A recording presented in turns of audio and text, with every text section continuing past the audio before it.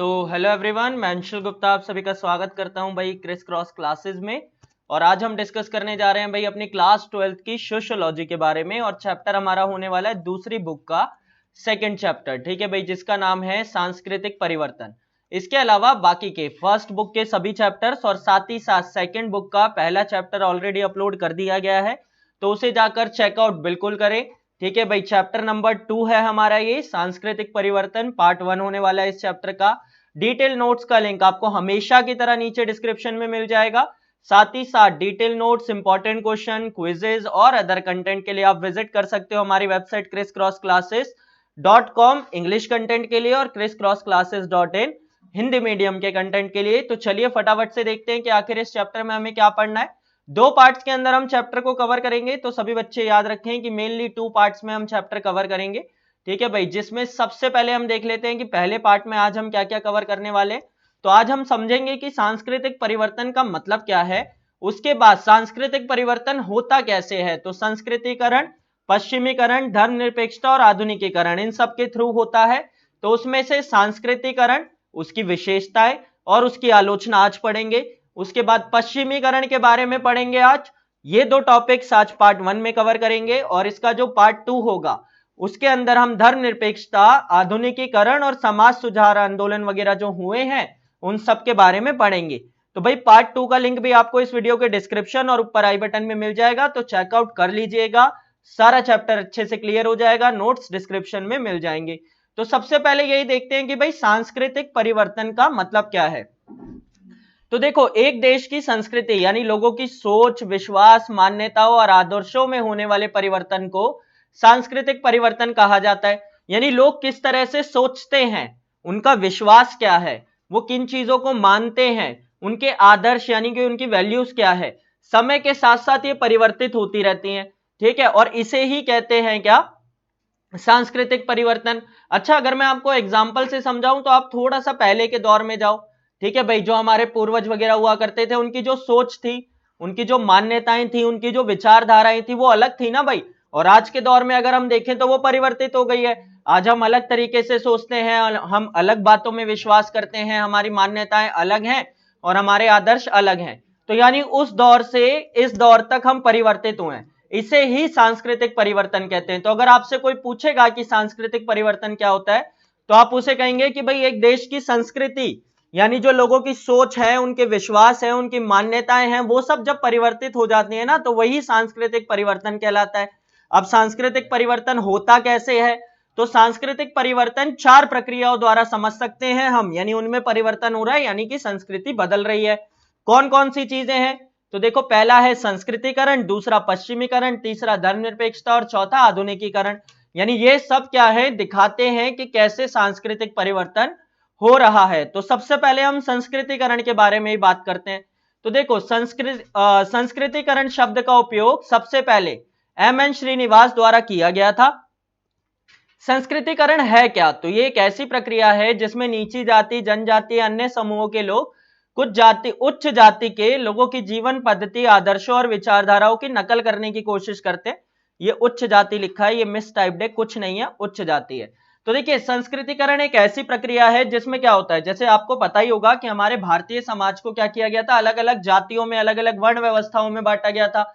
जैसे सबसे ऊपर कौन हुआ करते थे, ब्राह्मण हुआ करते थे। ठीक है, उसके बाद क्षत्रिय हुआ करते थे, उसके बाद कौन होते थे भाई, उसके बाद वैश्य हुआ करते थे और फिर हुआ करते थे हमारे शूद्र। तो इस तरीके से इन्हें बांटा गया था। तो संस्कृतिकरण में क्या होता है कि जब जो निचली जातियां, देखो शूद्र को निचली जाति समझा जाता था, तो ये निचली जातियां अपने से ऊपरी जातियों की क्या करने लगती हैं भाई, नकल करने लगती हैं।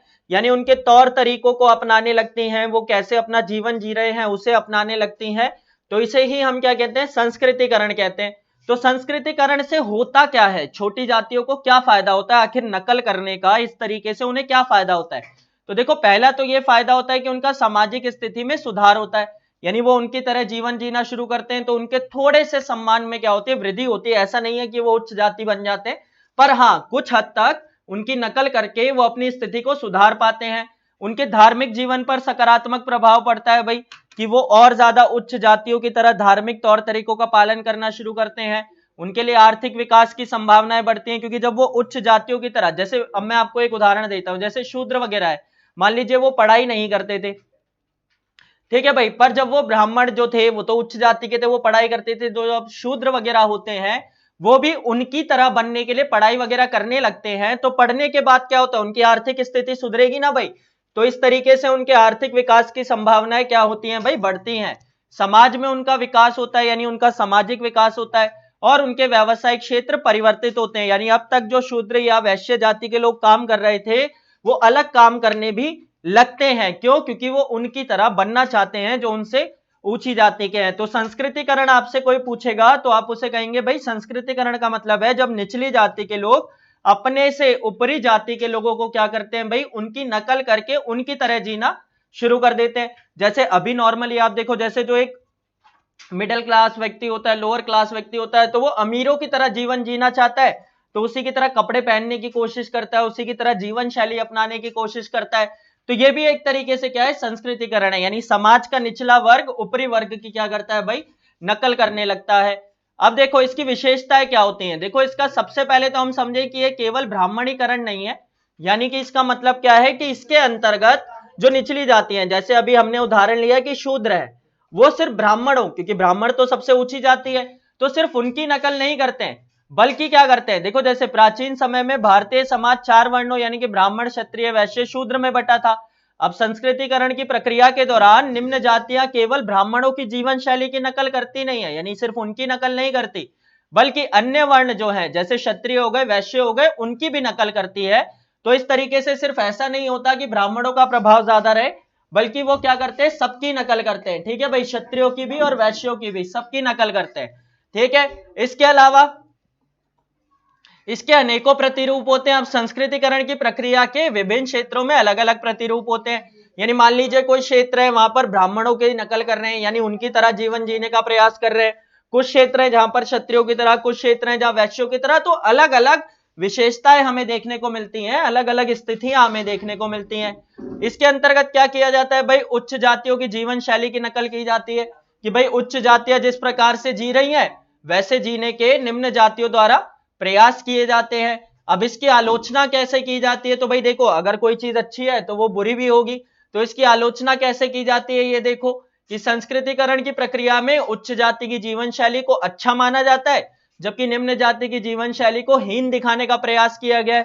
अब आप सोच कर देखो कि जो निचली जाति के लोग हैं वो ऊपरी जाति के लोगों की जीवन शैली को कॉपी कर रहे हैं, तो इसका मतलब ये है ना कि वो उन्हें बेहतर समझते हैं और खुद की जीवन शैली को गलत समझते हैं। जैसे अगर हम इंडिया के बारे में बात करें, अब इंडिया के लोग अपनी जीवन शैली को छोड़कर धीरे धीरे पश्चिमी जीवन शैली जो है जो उसे अपनाने की कोशिश कर रहे हैं, और उनके जो खुद के रीति रिवाज हैं, खुद के तौर तरीके हैं, उन्हें भूलते जा रहे हैं। तो इस तरीके से जो इंडियन जीवन शैली है वो क्या होती जा रही है, एक तरीके से हीन होती जा रही है, और जो पश्चिमी जीवन शैली है उसका प्रभाव बढ़ रहा है। तो यहां पर यही बताया गया है कि जो उच्च जीवन शैली होती है उसे अच्छा दिखाने का प्रयास किया जाता है, जैसे अमेरिका की जो जीवन शैली है उसे अच्छा दिखाने का प्रयास किया जाता है। जबकि अगर आपको कोई एक ऐसा व्यक्ति मिले जो कि क्या करे कि भाई नारंगी कलर का धोती कुर्ता वगैरह पहन के घूम रहा हो, तो आप उसे उतना सभ्य नहीं समझेंगे जितना कि एक कोट पैंट पहनकर रहने वाला या घूमने वाला व्यक्ति लगेगा। तो इस तरीके से यही होता है कि जो दूसरे होते हैं, यानी जो उच्च, उस दौर में जो उच्च जाति है उसको क्या किया जाने लगता है भाई, अच्छा समझा जाने लगता है, और जो दूसरी जाति है उसे निम्न समझने लगते हैं। इसी के साथ साथ नीची जातियों द्वारा ऊंची जाति की जीवन शैली को अपनाने के बाद भी उन्हें समाज में सम्मान नहीं मिलता।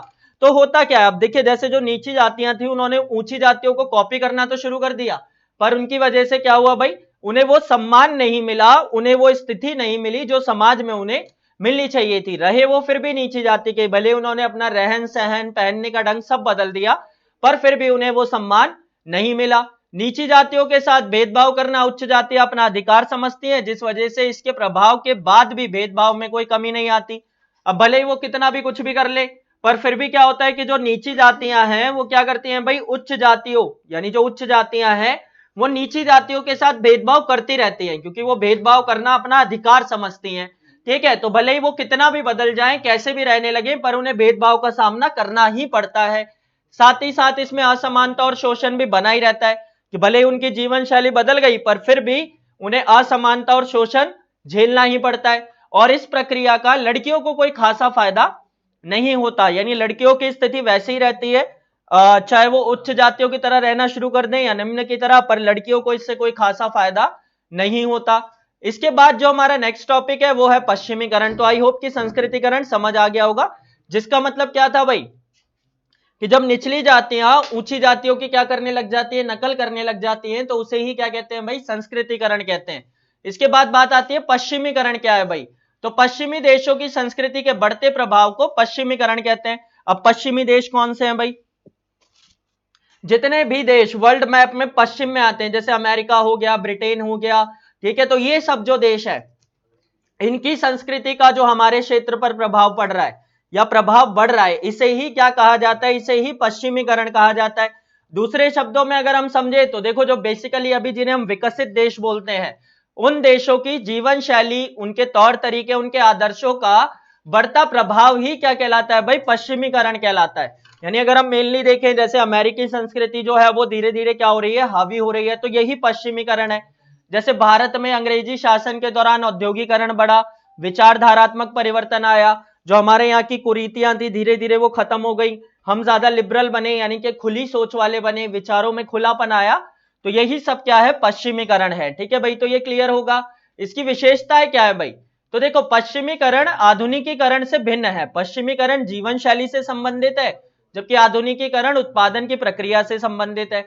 अभी आगे हम आधुनिकीकरण पढ़ेंगे ना, तो ये ज्यादा अच्छे से समझ आएगा। अभी बस आप ये समझो कि पश्चिमीकरण का मतलब है जीवन जीने के तौर तरीके, और आधुनिकीकरण का मतलब है कि भाई किसी वस्तु का उत्पादन कैसे किया जा रहा है। ठीक है, पश्चिमीकरण की प्रक्रिया भारत की स्वतंत्रता के पश्चात भी जारी है। वर्तमान समय में भी भारत में पश्चिमी देशों की जीवन शैली के बढ़ते प्रभाव को देखा जा सकता है। तो सिर्फ ऐसा नहीं है कि जब हम आजाद हुए या उससे पहले ही उनका प्रभाव था, क्योंकि वो हम पर राज कर रहे थे, बल्कि आज के दौर में भी हम देखें तो हम आजाद हो चुके हैं, फिर भी हमारे ऊपर अमेरिकी संस्कृति, पश्चिमी संस्कृति का प्रभाव बढ़ता जा रहा है। साथ ही साथ ये एक जटिल प्रक्रिया है, इसका प्रभाव समाज के प्रत्येक हिस्से पर पड़ता है। अब इसका मतलब क्या है, देखो जैसे आप अपनी मूवीज देख लो, ठीक है, आप अपने सॉन्ग्स देख लो, रहन सहन देख लो, कपड़े पहनने का तरीका देख लो, सोचने का तरीका देख लो, सब पर आपको इसका प्रभाव देखने को मिलेगा। और इसी के साथ साथ ये केवल शहरों तक सीमित नहीं है, ऐसा भी नहीं है कि अब ये सिर्फ हमें शहरों तक देखने को मिले, इसका प्रभाव अब हम पूरे देश में देख सकते हैं, चाहे वो गांव हो या शहर हो। ठीक है भाई, तो ये इसकी विशेषताएं हैं।